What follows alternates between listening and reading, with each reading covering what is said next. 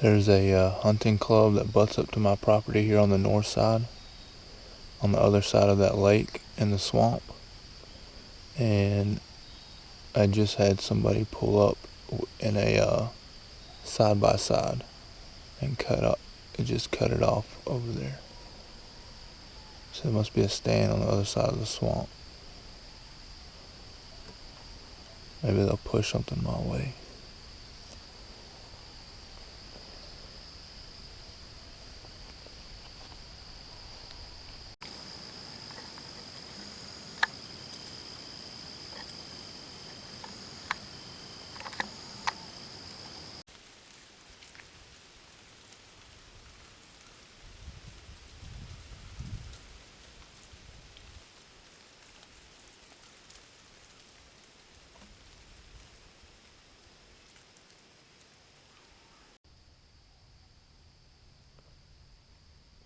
I smell a deer.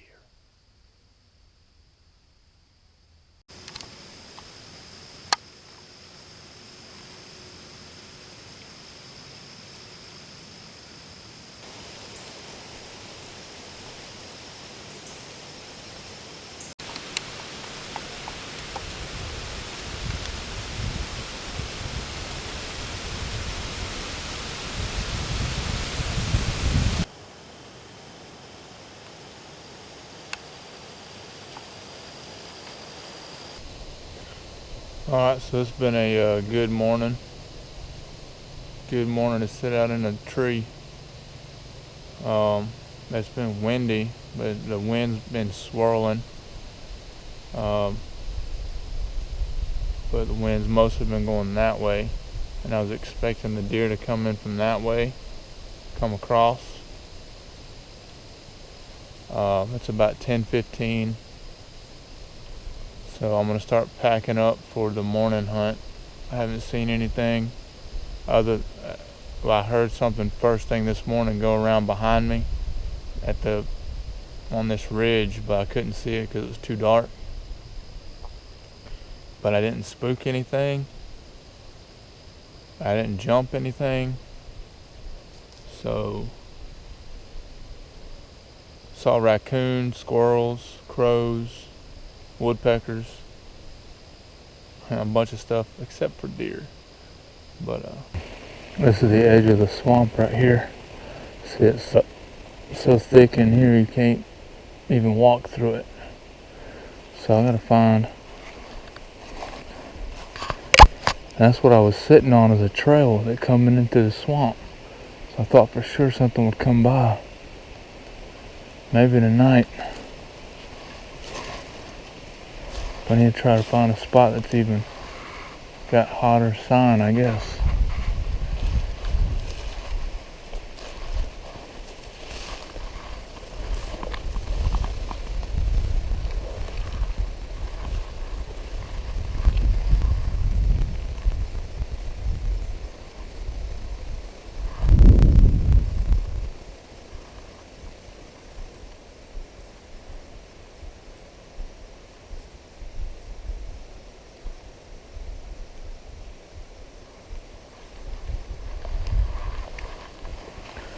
I don't want to go too deep. I don't want to spook anything, but I'm going to go along the edge of it right here. See if I get a shot at something.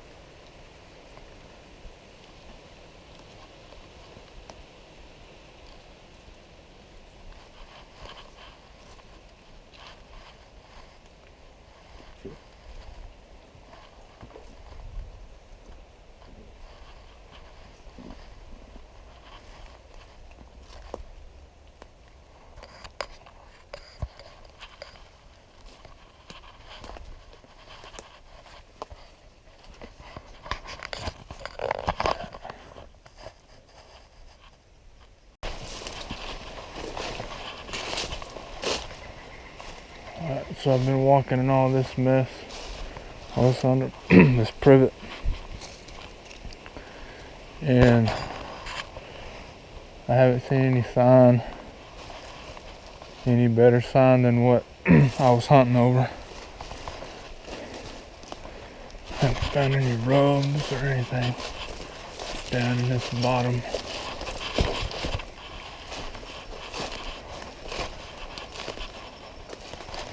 No heavy trails either.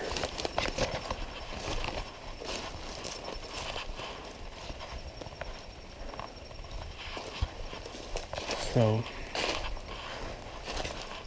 that's why I set up over there on that ridge, on that old logging road, was because I thought they were coming from the swamp up into the acorns.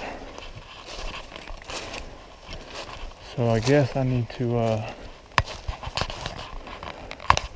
maybe sit right in the hardwoods where all the acorns are dropping. Probably. Yep, the creek is dried up. Got some deer tracks right here. This is where we were, and the kids were swimming this summer. Look at that. Oh, I got a bunch of tracks coming through right here though. I might have to sit right here, up on the ridge right there. I just spotted in the neighbor's field, they got a huge corn feeder set out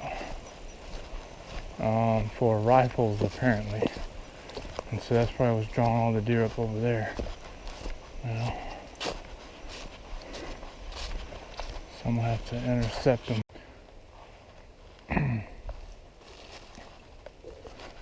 You see this rub right here? Got a bunch of these old rubs on this ridge line, going all the way around, all the way back around there. They're all old. It's still early, I believe, for this area, but I'm not seeing any buck sign. And now I'm thinking, since I've seen that corn on the neighbor's property, is that maybe they bypassing my property and go from the swamp going up there now.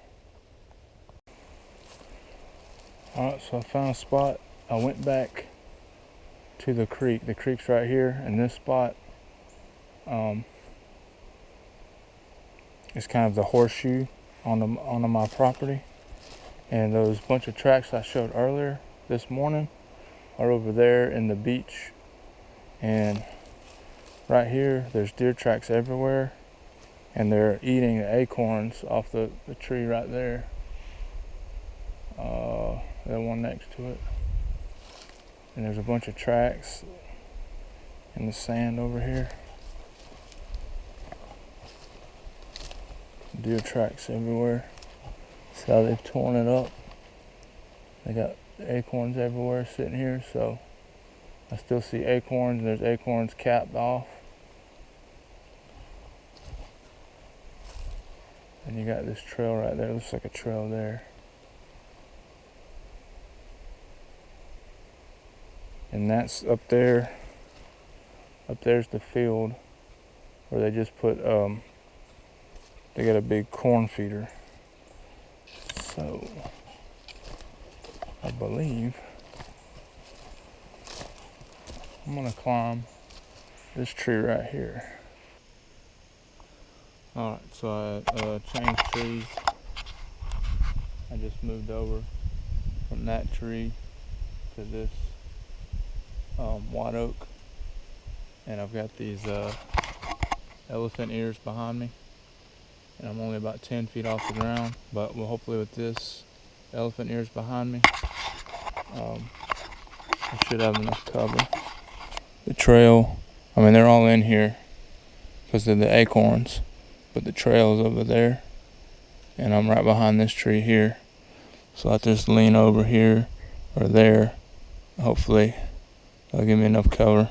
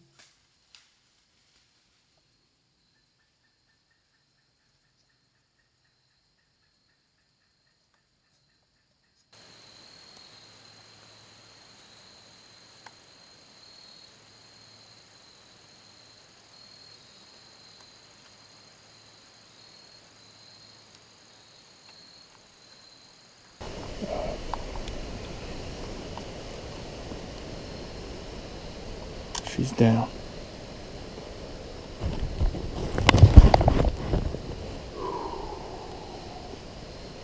So the wind was blowing, and the deer came from where the deer blew earlier, but I decided to wait. And then I hit high. I actually hit that deer, but in the back. So I must have just nicked it, and it's so windy that they didn't know what happened. So they just went around here. One went around to the left of me, and then the one stayed here and came out back to the right and gave me a shot at about 30 yards.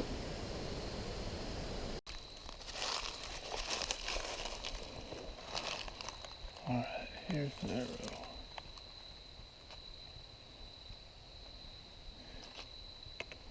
Got blown all over it.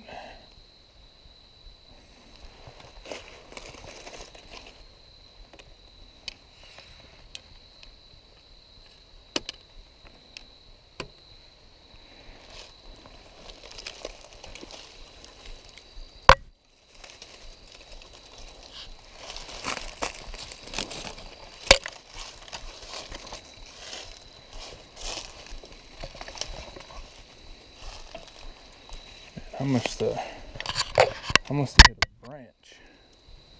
Look at that thing. I didn't know. I must have hit a branch and ricocheted.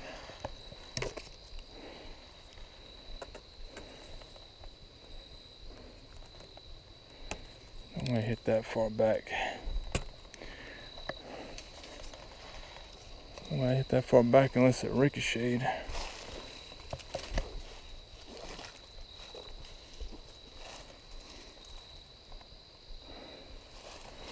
It's kind of hard to tell when you don't have a luminox.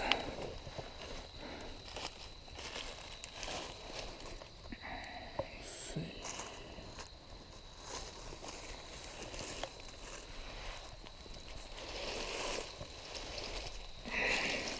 Man, this is a smaller one than that first one.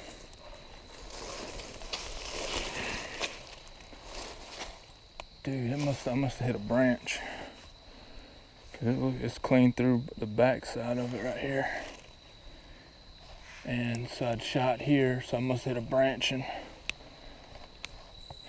man, I don't like doing that.